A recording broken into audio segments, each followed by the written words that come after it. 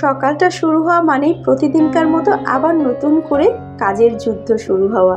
শুভ সকাল বন্ধুরা, কেমন আছেন সবাই? নতুন আরও একটি ব্লগে সবাইকে ওয়েলকাম করছি। সকাল সকাল ঘুম থেকে উঠে পড়ি ঠিকই, কিন্তু বিছানাপত্র তোলার আর সময় হয় না। আজ যেহেতু ছুটির দিন, তাই আজকে বিছানাপত্রই আগে তুলে নিচ্ছি। ঘুম থেকে বেশ একটু দেরি করেই উঠেছি।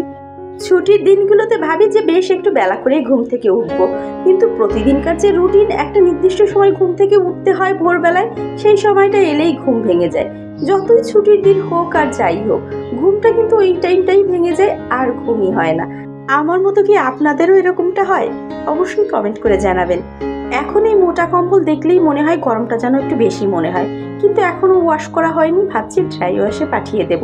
কম্বলগুলো সব একবারে তুলে ফেলতে হবে। শীতে পরার জন্য বাকি সব জিনিসপত্রগুলো একবারে ধুয়ে তুলে ফেলেছি, শুধু এই কম্বল দুটোই বাকি আছে। যদিও গরমটা পড়েছে, কিন্তু ফ্যানটা ছেড়ে দিলে কিন্তু ভোরবেলা একটু ঠান্ডা ঠান্ডাই লাগছে, যার জন্য কম্বলটা এখনো উঠাইনি। ভাবছি যে এবার উঠিয়েই ফেলতে হবে। এই দুদিন হলো প্রচণ্ড রকমের গরম পড়েছে। আর এই যে বিছানায় মাথার কাছে এগুলো থাকতেই হবে, কারণ ওই যে ঘুমানোর সময় এগুলো নিয়ে নিয়ে মাঝে মাঝে খেলতে খেলতে ঘুমিয়ে পড়ে। ছোট বাচ্চারা থাকলে এই যে বিছানাপত্র তো এলোমেলো থাকবেই, তারপরে তো বিছানার ভিতরে বিভিন্ন রকমের খেলনা থাকবে।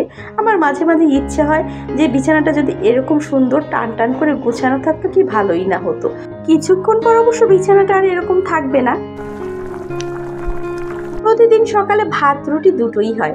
আজকে ভাবছি আর ভাত করব না, রুটিই করব। আর যেহেতু পালং শাক এখন আর পাওয়া যাবে না, তাই ভাবলাম শেষবারের মতো পালং শাক দিয়ে আজকে একটু পরোটা করব। পালং শাকটা সিদ্ধ করে ব্লেন্ড করে নিয়েছি, এবার আটাটা মেখে নেব।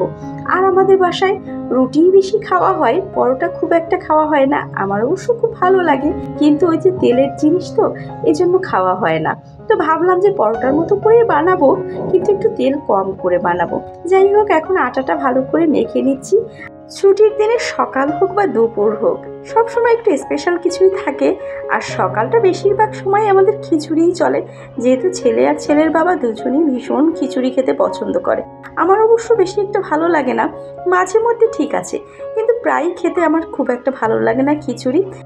দুপুরবেলা যেহেতু একটু ভারী খাবার থাকবে, তাই সকালবেলায় খিচুড়িটা আজকে একটু অ্যাভয়েড করছি। আর একটু গরমও পড়েছে, সকালে খিচুড়িটা খেলে সারাদিনই পেটটা একদম ভারী ভারী থাকে। সত্যি কথা বলতে, প্রতিদিন রুটি বেলতে আমার না ভালো লাগে না, এই জন্য আমি 2-3 দিনের রুটি একবারে বেলে রাখি।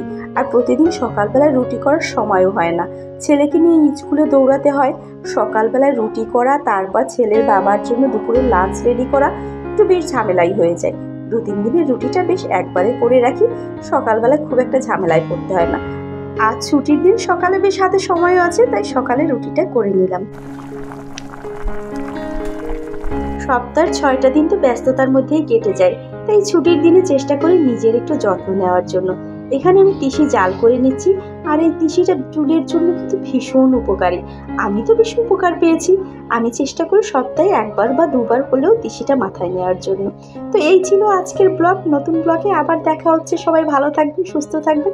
আজকের মতো টাটা।